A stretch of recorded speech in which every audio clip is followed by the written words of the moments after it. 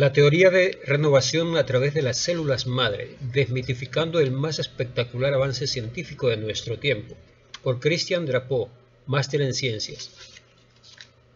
Durante los últimos años, el mundo ha visto una explosión sin precedentes en el campo de la investigación de las células madre.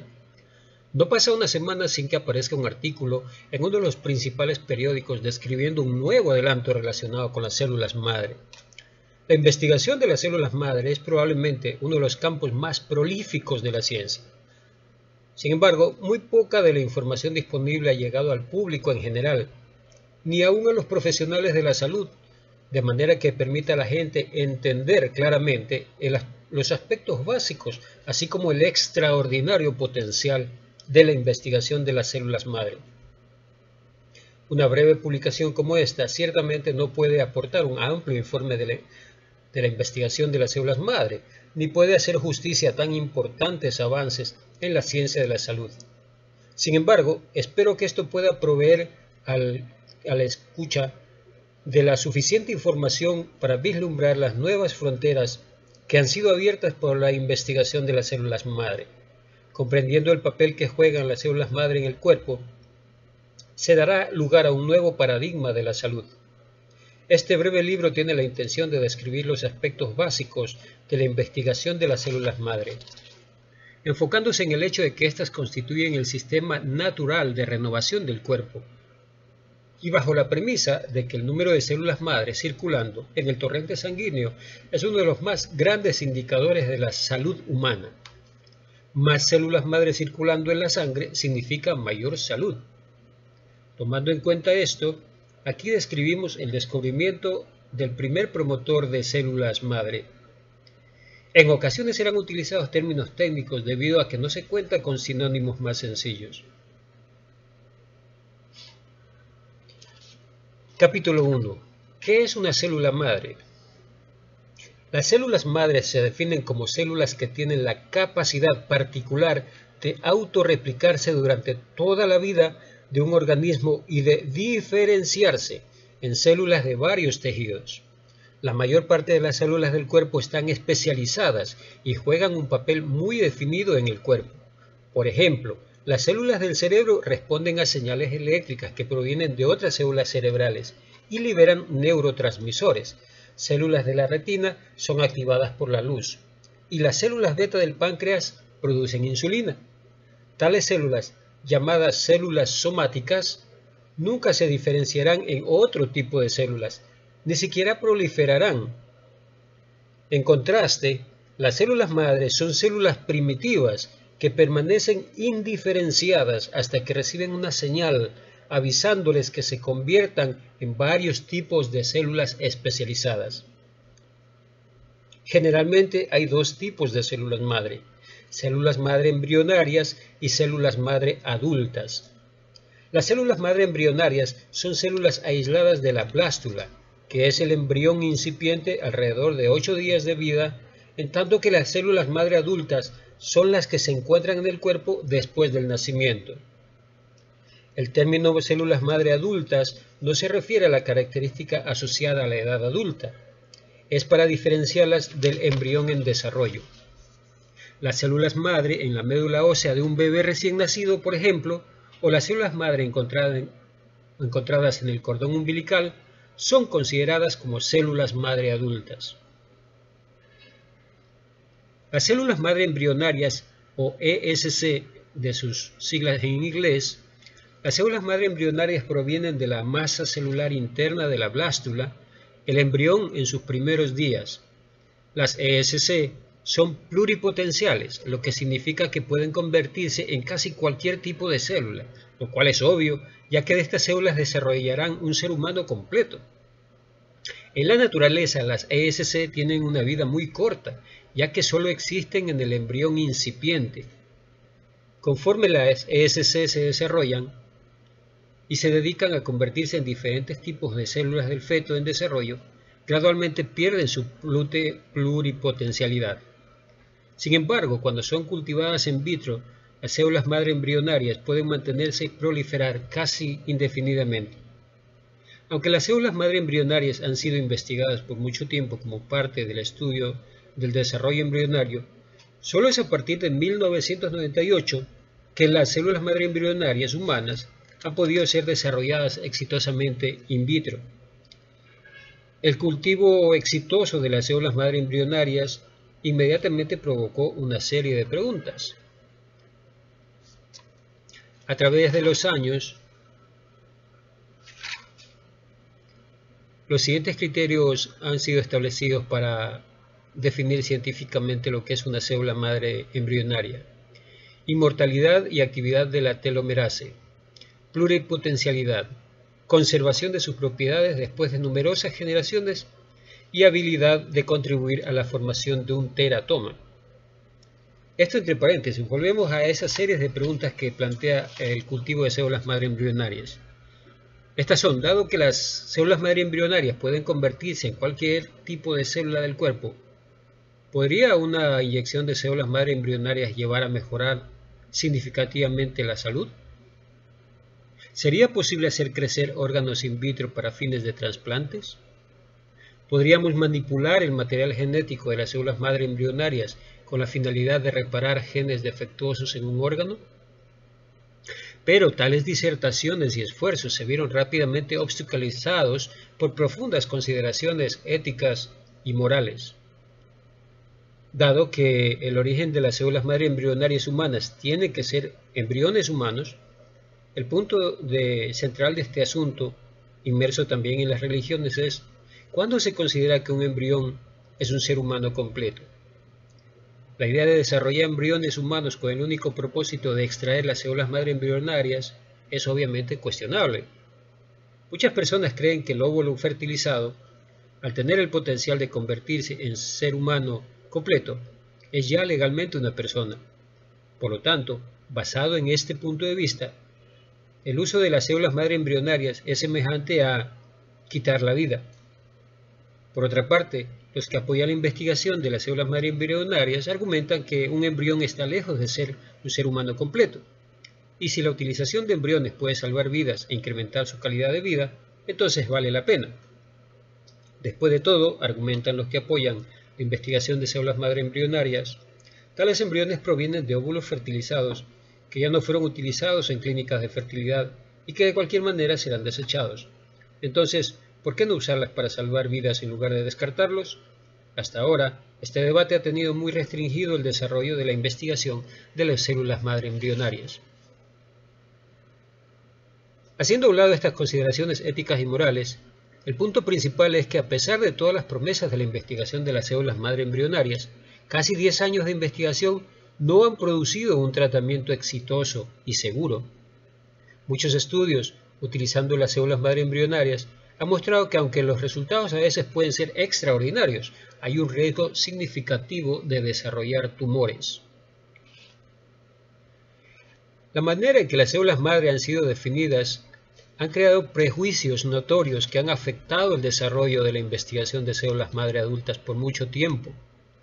Como se mencionó previamente, a lo largo de las investigaciones científicas, las células madre embrionarias llegaron a ser definidas como células que tienen la capacidad o habilidad de crecer in vitro por muchas generaciones, que mantienen su integridad después de muchas generaciones y que se convierten en células de prácticamente cualquier tejido del cuerpo.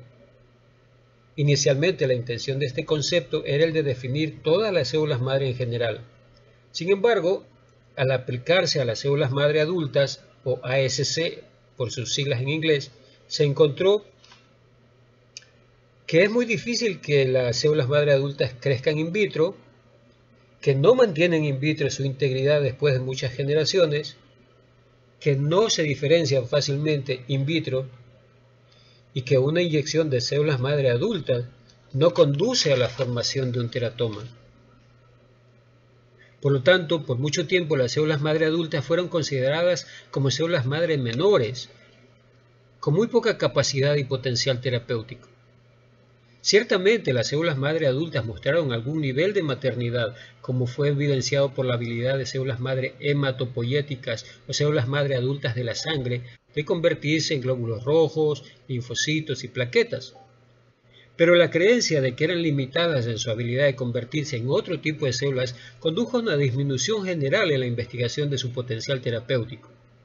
Simplemente fueron consideradas como células madre menores.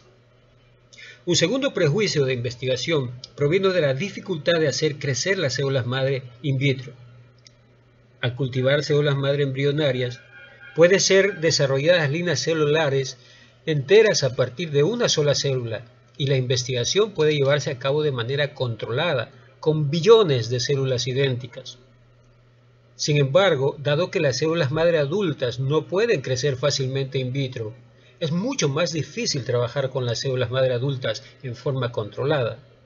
En consecuencia, las células madre adultas han sido estudiadas en menor grado, dejando un importante hueco en la literatura científica entre las células madre embrionarias y las células madre adultas.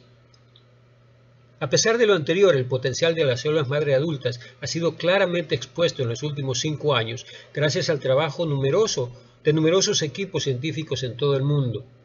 Extensa información científica indica que las células madre adultas tienen capacidades comparables con las de las células madre embrionarias al ser estudiadas en un organismo vivo, en lugar de hacerlo en un tubo de ensayo. Por ejemplo, una célula madre adulta expuesta al tejido cerebral rápidamente se convertirá en una neurona o en una célula glial, también llamada neuroglía. Cuando la célula madre adulta es expuesta al tejido del hígado, rápidamente se convertirá en una célula hepática.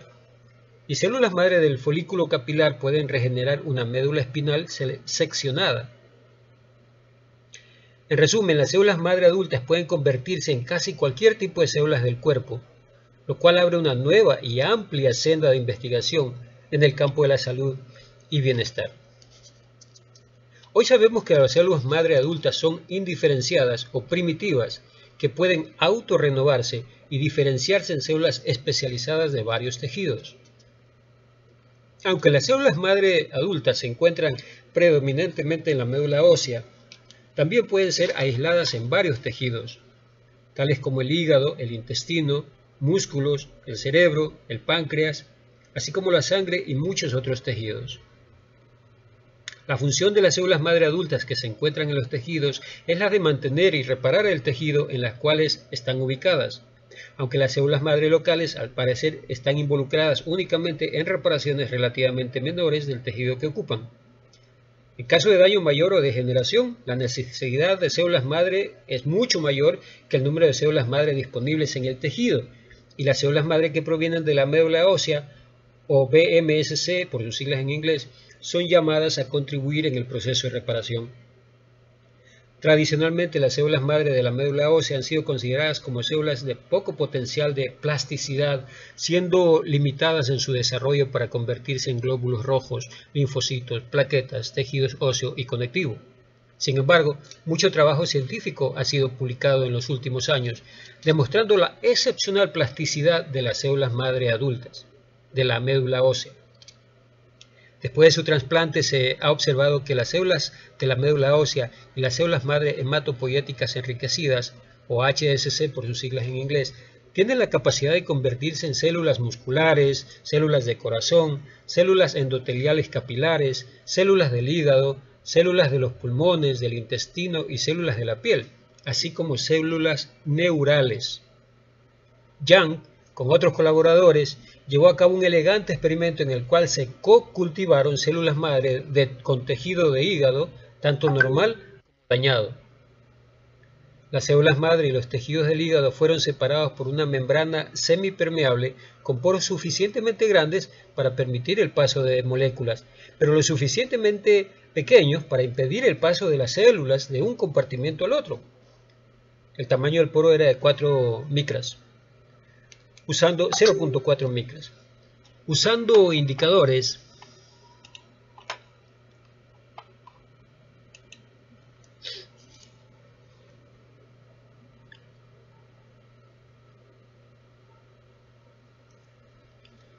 tanto para las células madre como para las células hepáticas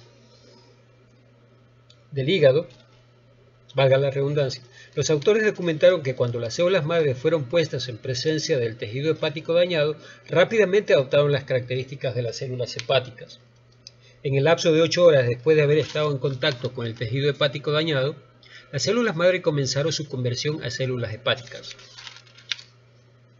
Muchos piensan que el hueso es una estructura sólida con muy poca circulación sanguínea, que básicamente tan solo es un depósito de calcio sin vida. Esto es para nada correcto. Los huesos están muy vivos, con gran circulación sanguínea. Dada la importancia de la médula ósea como la fuente de las células madre, es pertinente describir brevemente lo que es la médula ósea. Existen dos tipos de estructura ósea, compacta y esponjosa. Estas dos estructuras difieren en densidad y en qué tan herméticamente están organizados el tejido óseo. La fuerza de un hueso proviene de la cantidad y densidad y la circulación sanguínea y la vida de un hueso están ubicadas en el hueso esponjoso. Es ahí donde se encuentra la médula ósea, en pequeñas cavidades dentro del hueso esponjoso. En los niños, los huesos contienen únicamente médula roja. Sin embargo, conforme madura el esqueleto, la médula amarilla, que alberga grasa, desplaza la médula roja en los huecos de los huesos largos de las extremidades. En los adultos, la médula roja permanece principalmente en las costillas, las vértebras, los huesos pélvicos y el cráneo. Es en la médula roja donde las células madres son producidas. Así que la transformación de la médula roja en médula amarilla explica la reducción de la producción de células madre conforme avanza la edad. La frecuencia de células madre en la médula ósea ha sido estimada en 1 por cada 10.000 células medulares, lo que da un estimado total de aproximadamente 150 millones de células madre. En general, las células se dividen de manera natural a través de un proceso conocido como división simétrica, por la cual la célula materna se divide en dos células hijas idénticas. Durante este proceso se produce una copia del ADN de la célula materna. Una rama del ADN original y una rama de su copia conforman cada célula hija. Sin embargo, en la médula ósea la división celular sucede a través de un proceso conocido como división asimétrica, en la cual dos células hijas no son idénticas. Una hija hereda las copias del ADN, mientras que la otra retiene el ADN original.